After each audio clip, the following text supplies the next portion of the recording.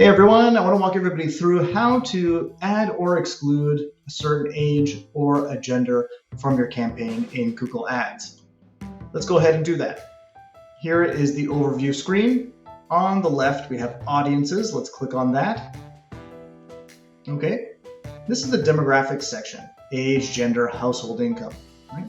You can go here and click on Edit Demographics, click on your campaign, click on your ad group. If, for example, we only want to target females, we can do this.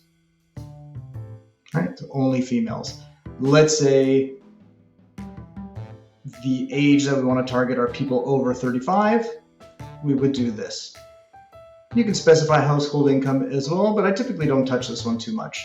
If you want to narrow down just gender and age, that's a really good thing to target, especially if your product is designed for one gender over another, and also if it's designed for specific age category and up.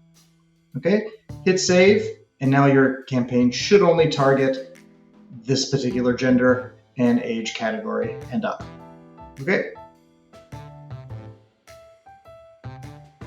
Hopefully that's helpful. And if you have a persona and target audience in mind, these are really good knobs to tweak in Google Ads so that your ad is as targeted as possible and that you get the best performance as possible as well.